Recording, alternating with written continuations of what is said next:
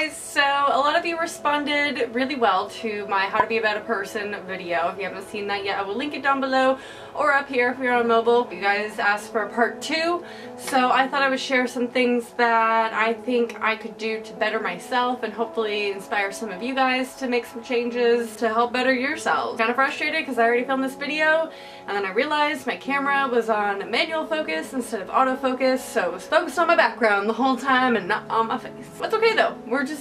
I had a practice run. Let's just call it that. So the first thing that I want to change about myself, which is nothing new to you guys, is that I want to read more. You guys know that was one of my New Year's resolutions, was to read 12 books this year, and it went down to 10, and now, I don't know about that. I don't know. Not even halfway yet. I finished 3 books this year.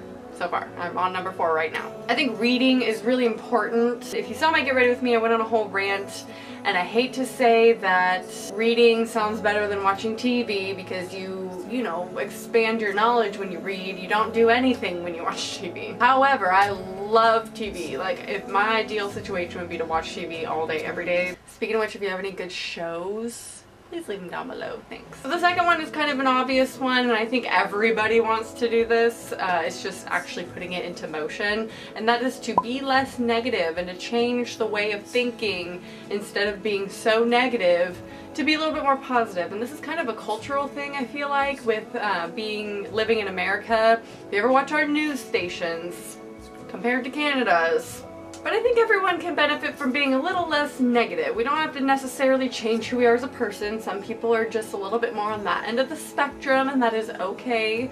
To be a little bit more realistic about life than in the clouds, like super optimistic. I'm not saying we have to be like that. Not that there's anything wrong with that either. But for example, just a small little example I can give you of what I'm trying to do to change that is the other day, I was in traffic, really shitty drivers. I thought about going on a rant on Twitter about my pet peeves about other drivers, and then I was like, no, that's really negative. Like, it just didn't feel right. Never did the rant or anything. I just kind of bottled that frustration. Probably not the best thing, but you know, it passed. It's whatever. I was frustrated in the moment. I wanted to vent about it. The moment passed and I just dealt with the shitty drivers. I don't know. So it's about making little changes here and there. One huge thing that I actually actively try to do is to not put down other people in my mind. It's hard because we are all judgmental beings. We are a species of judgment, basically, and it's hard when you're going through Instagram. You have opinions about everything. Everybody does.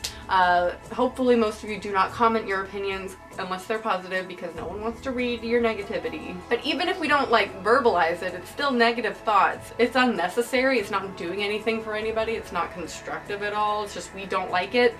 It's negative. So I think just changing a few things, maybe just try it out for yourself. If you see someone and you're gonna judge them, even after you already judged them and you've already said, I hate her shoes, what the hell are those shoes? Maybe find something else positive about her that you do like, or him, or whatever. So I'm trying to work on that because I think just that makes us more warm and a little bit more personable, and if we are more positive towards other people instead of putting each other down, even in our minds, that's still negative to me. It's still just, maybe not as bad, but it's still something bad that a lot of us do. In the last video, I mentioned to be less selfish. I wanted to spend some more time with friends and just put myself out there and just, you know, but I kind of take that back a little bit. I think it's really important to put yourself first when you have to, and with how busy my schedule's been lately, I've been taking a lot of time to myself because I need to. I'm an introvert. I need that time by myself to really recoup. So I've been taking that time. I've been selfish. My social life out the window. It's gone. With managing full-time school and work, not just YouTube, but a normal job too, which, you know, it's part-time, but still balancing 2 jobs basically with full-time school and a social life, it's basically impossible.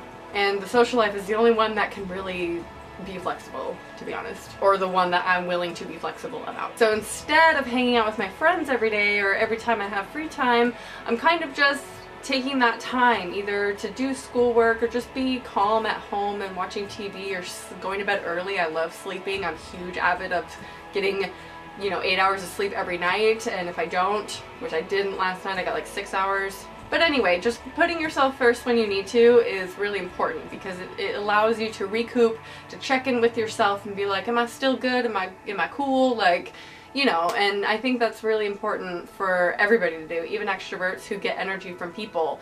Spending time with yourself allows you to be your own best friend, and I'm a big believer in being your own best friend, if you saw my last Q&A. And now the last one comes from good old Sac State. I'm going to talk about school, okay? Don't click off. It's really good information. It's not educational really. It's actual legit useful stuff, okay? So I'm in controversial issues of psychology class, which, by the way, I have a debate coming up on the 19th, and I actually chose the topic of the internet improving social relationships. So I would love for you guys to either send me a message on Tumblr, DM on Insta, comment on Insta, down below, on Twitter, whatever you want to do. Just give me your feedback and your position on that. If you believe the internet benefits your social relationships, you know what I mean?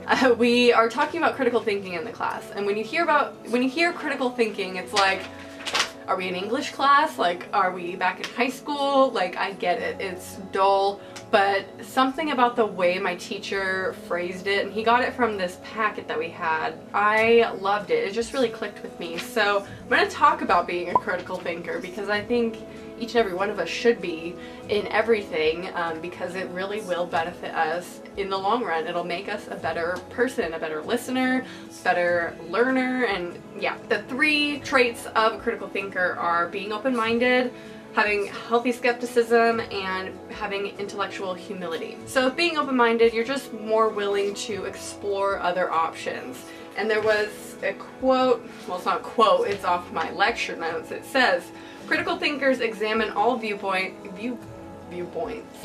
that merit consideration, even those with which they may disagree. I think that's the true sign of a critical thinker, and like that kind of person who's willing to explore other belief systems and just things that are against what they believe in, whether it's, you know, religion, politics. It doesn't even have to be that deep. It could be like waffles versus pancakes. I don't, you know. But of course we all want to hear the sides that we agree with. Because, you know, we'll listen to political radio or something that's, you know, on our side, like, that we agree with, but that we don't gain anything from that. We don't learn anything. I think listening to the opposite side is more beneficial to a person than listening to someone that we agree with already. Like, we get the points, we know the points, especially when it comes to politics and things like that. I think listening to the debates that are not your party that you're registered to are important. I think it's educational and it makes us better people. We learn more. That being said, I did not watch the Republican debates. I watched the main debates. I watched the big ones when it's the 2 primaries. Having healthy skepticism, basically, we don't have to entertain every idea that comes our way. If it's something that's completely ridiculous to you, that you're just like,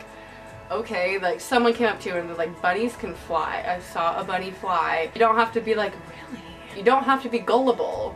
And you have to find that medium of being not too skeptic, where you don't retain anything and you're just so doubtful of everything. But you don't want to be gullible. You don't want to soak everything in and believe everything you read. And the last one, I think, is the most important one, and that is intellectual humility, knowing that you do not know everything. And that ties into my last video when I said that I'm a know-it-all. I act like I know it all.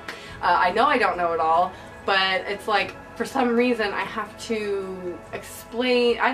It's a weird thing that I do, and I'm trying to fight it. It's easier said than done. It's like instilled within me. It's really hard to change, and I'm trying to work on it. I'm trying to be less of a know-it-all, trying to not care as much if people think I'm smart or something, you know, because it doesn't matter. It doesn't matter what other people think. I think humility in general is really important to have as an individual. I think every person should have some sort of humility, you know, whether it's based on attractiveness, how much money you have, what your job is.